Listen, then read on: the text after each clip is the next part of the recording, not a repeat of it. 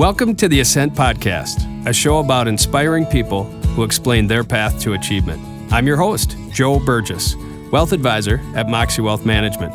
Today's show is episode 30. We chat with Mark Stutrud, founder of Summit Brewing in St. Paul, Minnesota. Mark talks about his career change that got him into brewing, the guerrilla marketing he did early on, and the importance of relationships and being a positive impact in the community. Mark, welcome to the podcast. Well, thank you, Joe. It's a pleasure to be invited. Yeah, boy, I'm excited for a variety of reasons today. One of those is this is the first in-studio live interview I've done in 2 years now.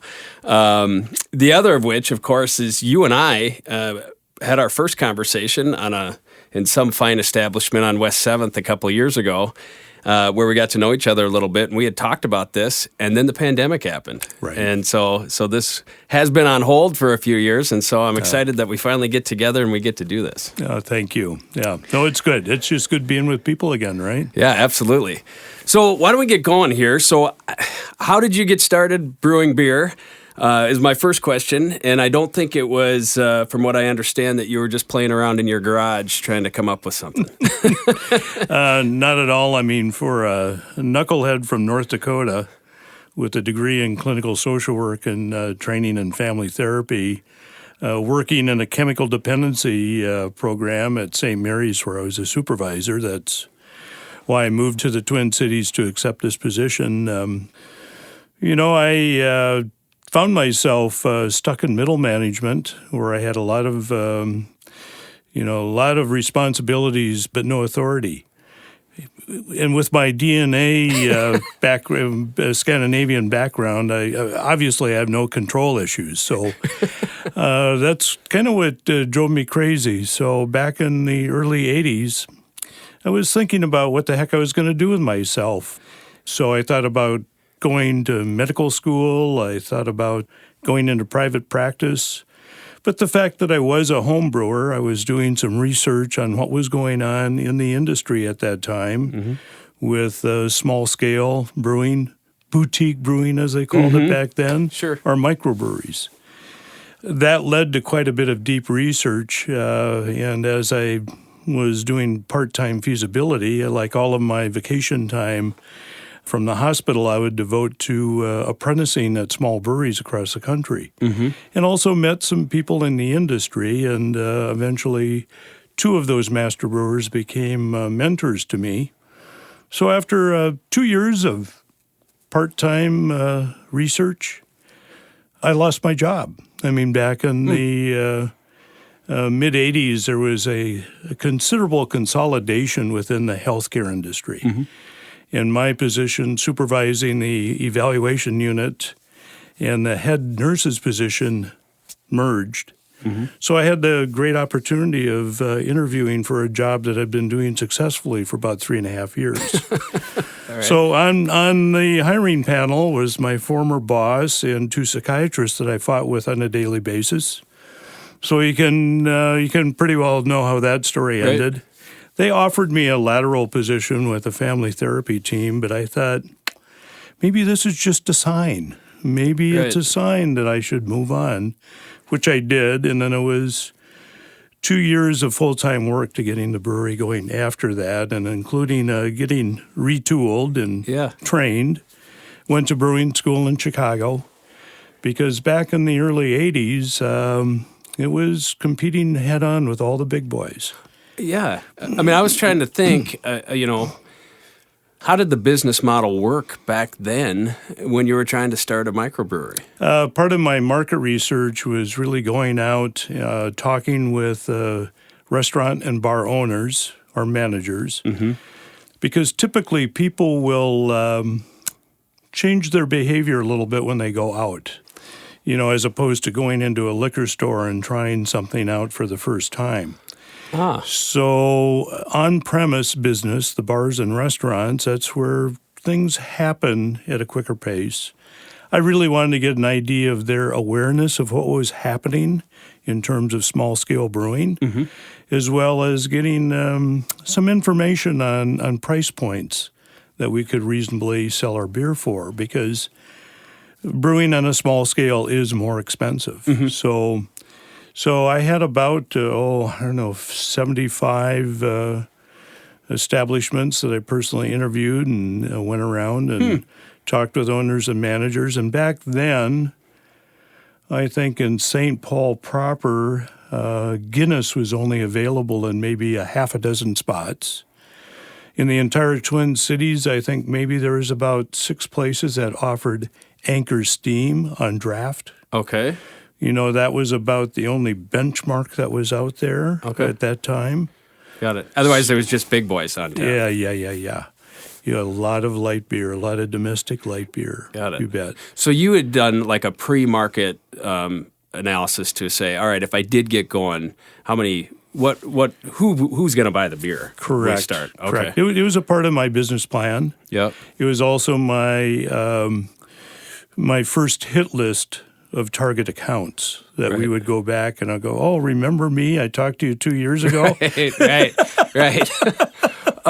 And back then when you start a brewery, is there any kind of and maybe even now, is there an application process? Is there something, does somebody have to check off and say, yes, you're allowed to have a brewery, or do you just get to buy the equipment and start having a brewery? What I'm thinking about when I ask the question is the letter that I think I see in your tap room from the Brewers Association. Right. Explain that letter, and maybe that gets at my question here a little. Well, back in 1983, I wanted to join the Brewers Association of America, which was association represented all of the smaller regional breweries that had survived Prohibition. They had survived the consolidation that really happened with the industry during the 60s and 70s. But actually, this organization started up right around World War II when it was difficult for smaller brewers to get access to be able to purchase barley malt as well as crowns for their bottles because metal was going to the war effort. Oh, exactly. Okay, all right. And the bigger brewers were able to have their supply chains put together pretty well, pretty seamlessly. So that's how this organization started. And then after World War II was finished, getting into the 50s and 60s, they looked for excise taxes on beer that were more favorable to smaller breweries. So this organization was really quite instrumental of keeping a lot of these older regional breweries such as Shell's, Leinenkugels, breweries across the country, kept them alive. Shell's is New Ulm, right? Shell's is a New Ulm, you betcha, August Shell. And, you've got a 165-year-old brewery, in this state. One of the second brewery that's family-owned in the entire country, in its existence. So anyway, I'm doing my research. I want to join this organization to really develop my knowledge base. And so I write a letter to be a member saying I'm going to start up a brewery. And Bill O'Shea, who saw more breweries close during his tenure, was very discouraging. He just said, well, Mr. Stutrud, this is a long, hard road you're going to go down, and I really wouldn't recommend that you do it. But we'll accept your membership anyway. You still took the money. And, God bless him. That letter was much more kind than what my father said to me, because I've had some crazy ideas in the past, like taking the family homestead in western North Dakota and turning that into a commune. That was not a popular idea with my father. So when I started talking about a brewery with my dad, the last thing he said to me when I left the room was, he said, "Don't ask me for any money." Got it. So it was, but So, but to answer the question, you have to decide to have a brewery. You can decide to have a brewery, and then you chart the course yourself, essentially. Yeah. One of the things that is of a concern today and has been a concern for me the past 15 years with the emergence of a lot of new brewers is graduating, so to speak, from being a home brewer or working in your garage to do professional commercial brewing. That's a huge step. Right. And so that's why I really worked hard on preparing myself. Because if someone were to say, I don't like the flavor of that extra pale ale, Yeah. that's one message. But if somebody else says, this beer is substandard and it's not made very well, that's a totally different scenario. So we wanted to make sure that our beer, the fact that it was going to be quite different, had to be technically sound. It had to be shelf stable. You had to have flavor stability. You really have to take a deep dive in quality assurance and quality analysis. So, you and I have talked a little bit about this a couple of years ago, right. and it was entirely new to me at the time when we talked about it, but there is a testing process when the beer comes out, right? And from what I gather, that can be fairly expensive, and for young microbreweries, doing that quality control can be tough. Yes, but it's necessary. I mean, it's one thing if someone has a taproom, for example, a small-scale operation where, they can do beer du jour, right? Mm-hmm. And they're not packaging beer. They're not putting it into cans or bottles and putting it on the shelf for distributors' warehouses before it even gets to the retailer. Mm-hmm.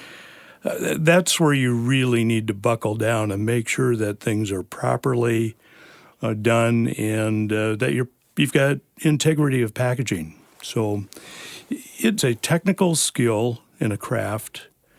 And, there's enough amateurs out there that I get concerned that they erode the profession of brewing.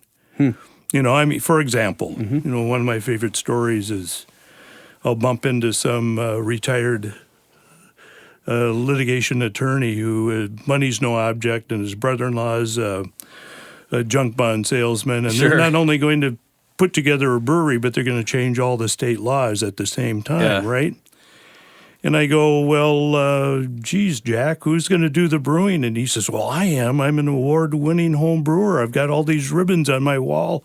All my neighbors love my beer. It should be a win-win situation. And so I look at him and say, well, Jack, what would you say to me if I told you I was going to, rent a storefront on West 7th Street and practice law without a license? Right.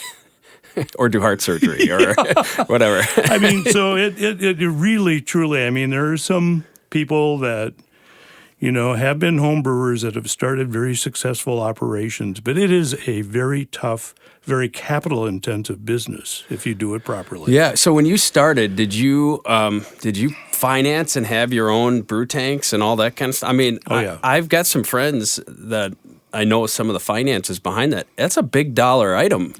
To do that stuff. Yeah. And so did you start out with your own equipment, or were you using other breweries' equipment? No, we started out with our own equipment. And in fact, we were one of the first small breweries in the country to, purchase a used brew house from Germany. And because back then there weren't very many people that were making small-scale brewing equipment as there is today.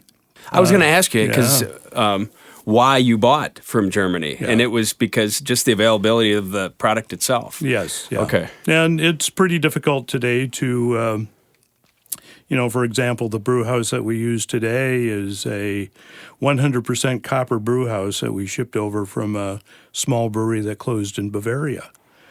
And copper fabrication, as you can imagine, is pretty expensive. Expensive now, right? Yes. You better keep the doors locked. And there aren't too many people that really know how to spin these copper domes as they used to in the past.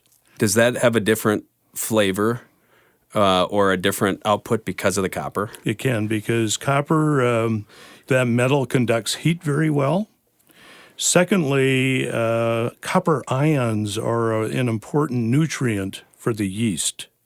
Oh. So it also keeps the yeast that you use, that's very important, keeps them healthy and viable. And I maybe missed this point, you might have said it. How often do people have copper kettles? Well, mostly today installations are stainless. Right. But they found out in the 70s when they moved away from copper to stainless steel that you need to have some type of copper plating embedded someplace in the process. Oh. Or you can add copper sulfate to the kettle if you want. Huh. Yeah, I didn't know that. Yeah. So now I'm thinking back to when you start.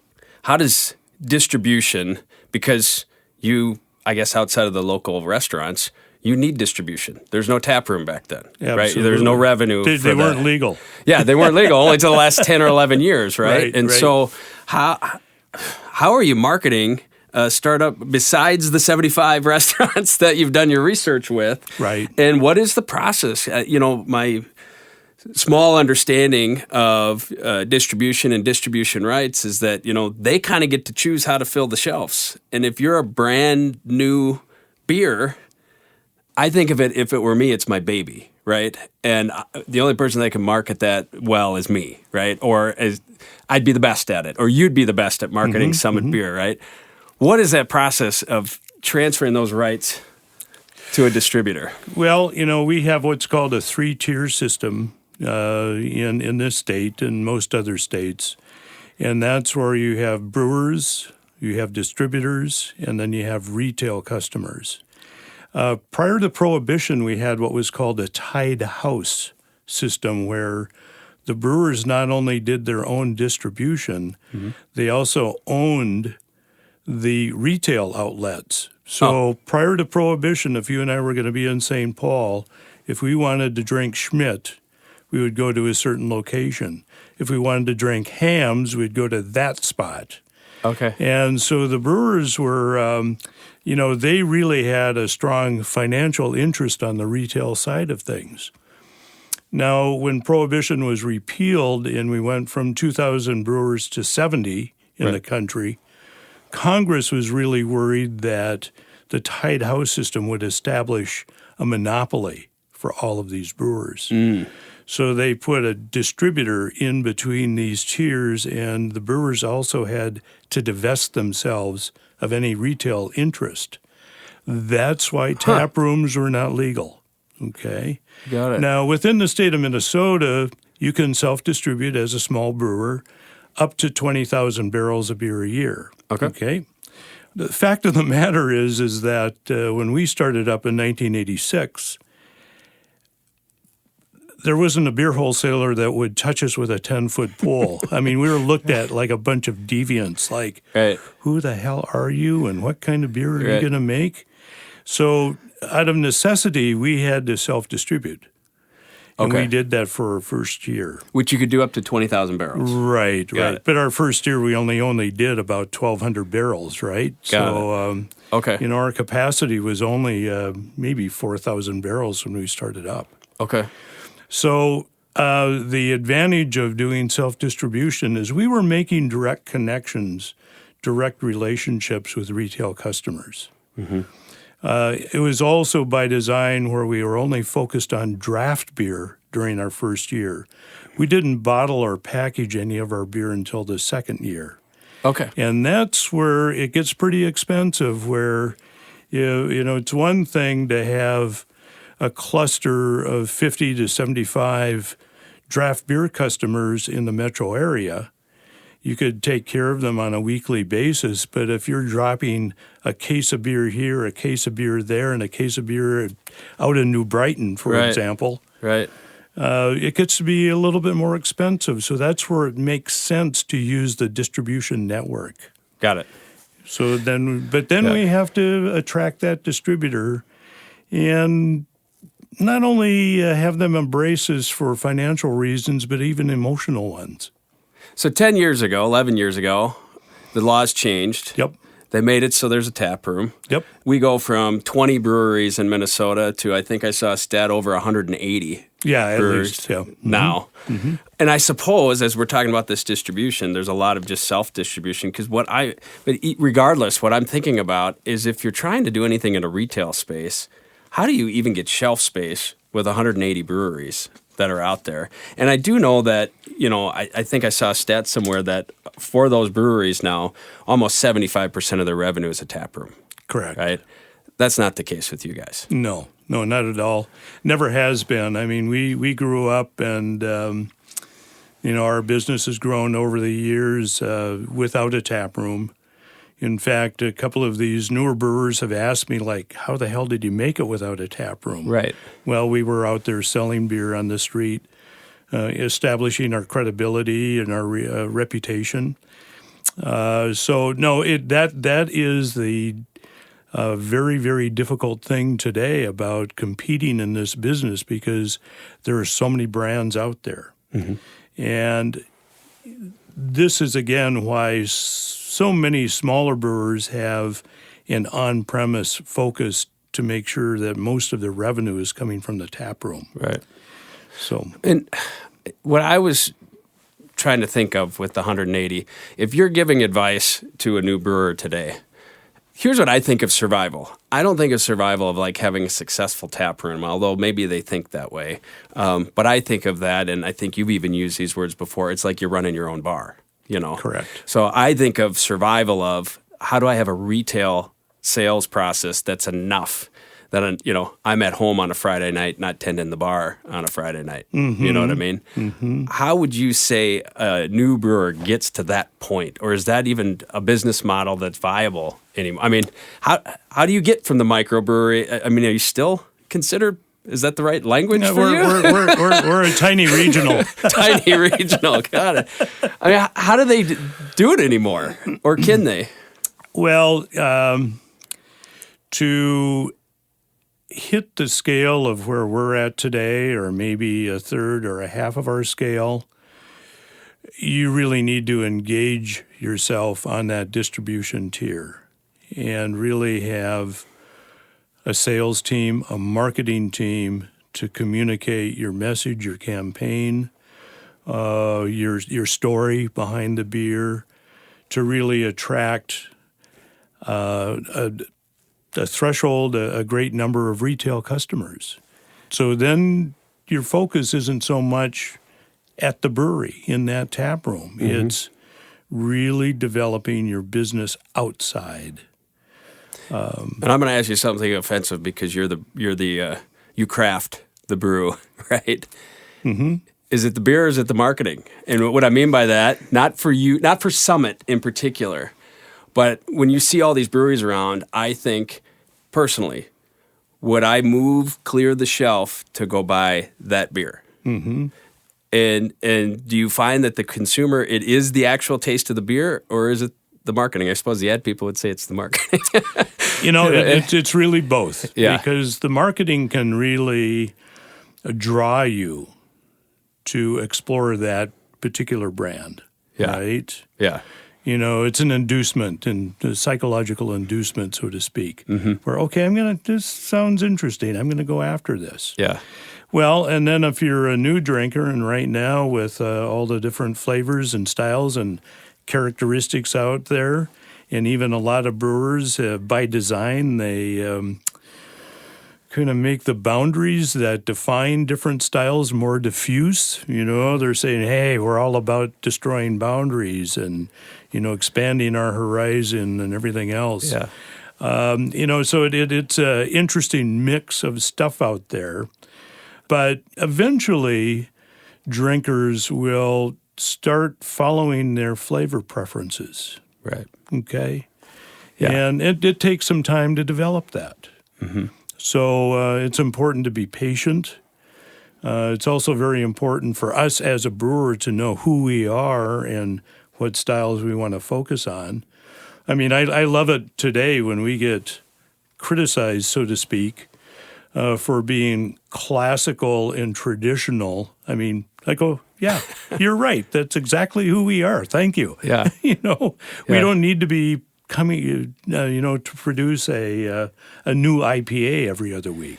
Well, so I was going to ask that question. When you started out, how many beers did you have? How many varieties? Well, we within the first 3 months, we had 2. We had Extra Pale Ale. Yeah. And then we followed up the Extra Pale Ale with Great Northern Porter.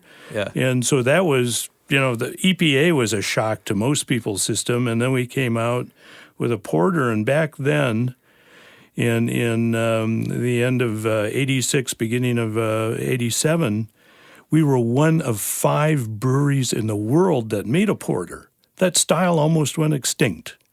Wow. And so there's some history that a lot of people, there's a lot of institutional knowledge, so to speak, that hasn't been transferred from generation to generation to where now a porter, it's got to have peanut butter in it, right? Yeah, right. Right. Did you know that when you decided we're going to do a porter? That's why we did it. That's exactly what you did. Yep. And then we followed up with our first seasonal, which was our winter ale. Mm-hmm. We called it Christmas ale the first year, but then we found out pretty quickly that, boy, by giving it that name, you've also just shortened your selling season. Yeah, for sure. For sure. And the porter won an award. Yes. Right out of that. Yeah, and that has to help a starting brewery, right? Back then, yeah. You would walk around and go to a retail customer and say, gosh, this Great Northern Porter won a gold medal at the Great American Beer Festival. And they'll go, oh, what's that? But, guerrilla marketing was important. Lowell Pickett, who has the Dakota, he just laughs every time we talk about this. But the Dakota was on our target list of an account that we wanted to land. Yeah. And they were selling a pretty popular English pale ale at the time. Got it. Just so people are aware, the Dakota Jazz Club downtown Minneapolis. Yeah, but at that time they were down in Bandana Square. Oh, okay. Before their original location, right? Yeah. So one of the things that we would do to generate interest and stuff was we would go to different accounts, and the Dakota was one, where we would have a pocket full of coasters. And we would kind of surreptitiously kind of walk around tables and put these coasters out on the tables, and people would look at it and say, oh, it's Summit Extra Pale Ale. I'll order one of those, right? So after doing this a few times, every time we walked in the door, Lowell would be right behind us picking up all these damn coasters. But finally he put in an order, and he's been a longtime customer, and love him dearly. Speaking of guerrilla marketing, tell me about the Summit World Tour. Well, it's it'll be 20 years this spring ago that we were working with a small agency, One and All, and these were some industry vets that broke off, did their own shop.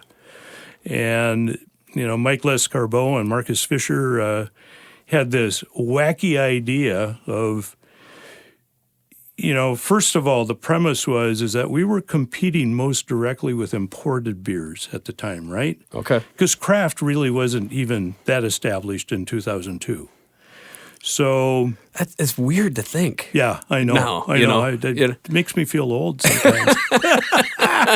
But so anyway, we were primarily competing with all the imported brands, and the imported beer drinker, they had a certain attitude of elitism, and they thought, okay, nobody beats imported beer. Right. Like a foreign car or something.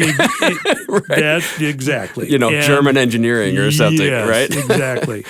So, Mike and Marcus, they had this idea of, why don't we select some countries that make good beer, like Germany, England, Ireland, Norway, and ship a bunch of our beer over and have prearranged visits at pubs and sit down with the locals and just have them taste the beer and then have them talk about their experience. Yeah. Marvelous idea, because what it does is it, put us right into that ballpark of being right there with beer drinkers from those countries. And also we captured what you would describe as true beer culture. Hanging out in pubs, socializing, drinking, enjoying life, telling stories. And so Andre Bergeron, who is with us, he had all the engineering on a Mac, and he would record conversations. And so we produced a lot of 60-second commercials out of this. It was a brilliant radio campaign. There was nothing like it in the country at the time. Jim Cook from Boston Beer picked up on the idea. 2 years after we were doing this, he was doing TV ads where he's hanging out with German brewmasters, rubbing hops between his hands and talking about Samuel Adams. Right. It's awesome, Yeah. Wow. Yeah, that's interesting. So was the goal, I mean, this might be too simple of a question, to get the domestic beer drinker, someone who lived in the States, who liked imported beer, to convert, or was the goal to have Summit be sold? I mean, do you have international sales for Summit, or where is it now? Okay. Yeah. Well, first of all, the idea was to instill a level of local pride in a local beer. And to feel really good about the quality and the fact that it was endorsed by other people. That was the essence of that campaign. Because coming out of going back to Bill O'Shea in the Brewers Association of America, these small regional breweries that survived had a terrible reputation. They were the ones that made the cheap beer. And it was Budweiser and it was Schlitz, brands out of state that had this cachet of quality. And that was a hangover that we needed to deal with when it came to being a local brewer again. So that was the essence. But no, we do no export right now. There may be a possibility in the future because we're putting in a pasteurizer at the brewery. We're spending about $4.5 million on a new project here this year. But our sales are extremely concentrated. 89% of our sales are in the state of Minnesota, almost 70% just in the metro area. Wow. And that's how important our home is to us. I like to say we sell beer in Wisconsin just to tease them. That's 4% of our sales. Yeah. And then we're in Iowa and North and South Dakota. So for the output, and we're like something like the 21st, 22nd largest craft brewer in the country, we have a very, very tight distribution area. Wow, there's probably some efficiencies in that, huh? Yes, and you also have, for every territory that we're selling beer, we've got a relationship with a distributor. So the bigger you get, the more complex your relationships are. Got it. National distribution is not a walk in the park. Right. Yeah, it's tough to maintain in relationships and get those... get the shelf space, I think. Yes, right? Again. Well, we're going to take a break here, but when we come back, I want to talk to you more about the importance of relationships. Hey there, this is Joe. You know me as the host of this podcast, but did you know that I'm also the co-founder and president of Moxie Wealth Management, a boutique wealth management firm in Minneapolis, Minnesota? My team and I excel at taking complex family and business planning concepts and making our financial advice easy to understand. We recognize the trust that executives and families place in our team and value our role in helping our clients be intentional with their assets. When you partner with Moxie, my team and I focus on creating a plan that encompasses your financial goals and philanthropy, while also understanding how you want your wealth to impact your family and future generations. You can trust our unique expertise to build a thoughtful yet strategic wealth and legacy plan for your future. To learn more about me and my firm, send me an email at joe@moxiewealth.com. That's joe@moxiewealth.com. I'm a registered representative and investment advisor representative of Securian Financial Services, Inc. Securities and investment advisory services offered through Securian Financial Services, Inc., member FINRA SIPC. North Star Resource Group is independently owned and operated. Moxie Wealth Management is affiliated with North Star Resource Group. And we're back with Mark Mark Stutrud from Summit Brewery. And before we left, I was touching on, I think one of the core values for you at the brewery is building lasting relationships. Tell me about that and tell me how Summit goes about trying to build those lasting relationships. Well, it goes in many ways. First of all, the beer business is often described as a relationship business.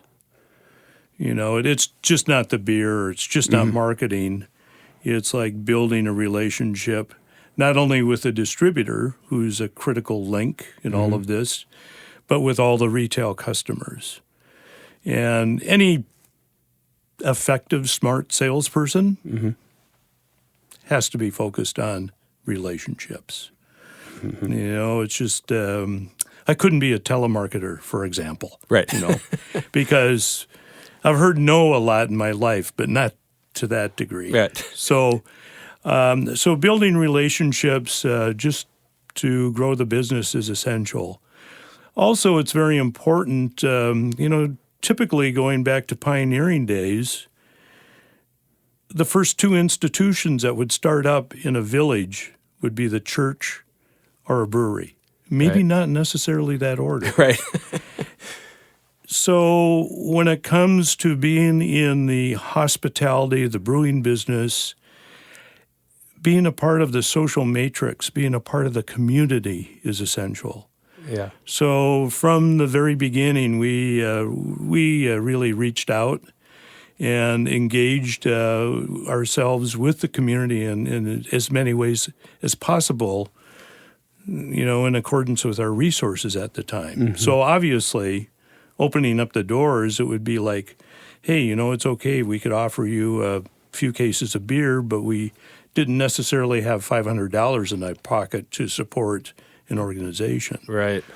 But it really is a way to be a part of the community. Well, and I was thinking about your tap room, and I know that I think you have very limited hours. It's just not a driver to your revenue. But Correct. part of the use of your tap room really is for community gathering, right? Correct. Before tap rooms were legal, our common space was usually the spot where the staff could have lunch, or a place to congregate before we would take people on a tour, and then you'd have tastings. But beyond that, our common space was used, the Ratskeller, the beer hall, whatever you want to call it. We would open that up to allow nonprofit and other community organizations to use that space free of charge. And then we would also provide some hospitality. They would be in charge of the food. They would be in charge of whatever.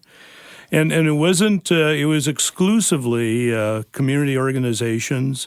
It wasn't like business-to-business groups. It wasn't, Okay. I mean, we would have a Chamber of Commerce, meeting, but let's say if a wealth counselor wanted to entertain his clients at the brewery, we would say, well, that doesn't quite fit what we want to do right now. We're going to take care of these groups that really need to generate some money for themselves and be able to have a spot to have their event.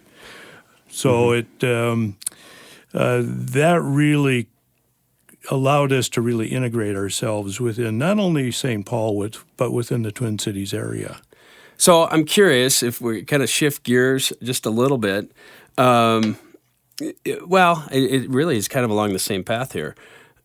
Where do you derive the most satisfaction from what you've done with Summit? It's the people. I'm really blessed with a good group of folks. And, leadership for me is like, it's my responsibility to be a part of choosing, the right folks for the position, and also figuring out how to foster individuals' development. So, everybody, a lot of people want to be in management, right? And sometimes, the Peter principle, where you promote someone to a level of incompetency. Right. I've done that. And it's a damn difficult thing to really learn how to not do that and to identify people's assets and their qualities, but also make sure that if they're going to graduate into management, so to speak, that there's proper mentorship and training. So culture is something that when you talk about work culture, it's talked about frequently, but for me, it's something that you feel. If you walk into an organization and just, you're wandering around with, if it's a manufacturing plant or an ad agency or whatever it is, you can get some vibes. You can really sense what is going on and whether or not people are happy to be there. And getting a sense of their level of productivity is it's very real. So that's always an ongoing part of my work, is to really be responsible to create an environment of where we focus on our strengths and assets. Mm-hmm. Well, and just as we're getting close to wrapping up here, obviously the Ascent here is a podcast about people who've been successful, learning their path and how they think. Mm-hmm. How do you define success? Well, that'll never happen. That I'm never satisfied. Once we get done with one project, we're already working on one that's in development. But I think, again, it for me, it goes back. It's not money. It is relationships with people and having a quality of life of where your life and others, their lives are better through this process of work. I mean, one of the things that, there are a couple of things that Freud would say that I've agreed with.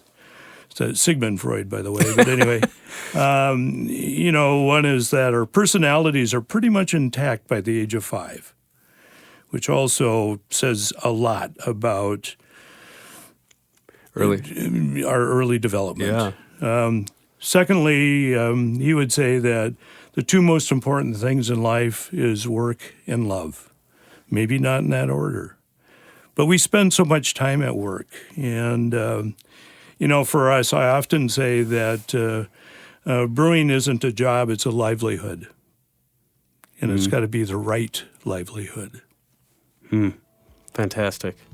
Well, thanks. Mark, I appreciate all the time that you've given us today. No, I appreciate being with you. Yeah, this was fun. This was really fun. I'm glad to be face-to-face again and hear your story. It's fantastic. Well, thank you, Joe. You've been listening to Mark Stutrud, founder of Summit Brewing in St. Paul, Minnesota.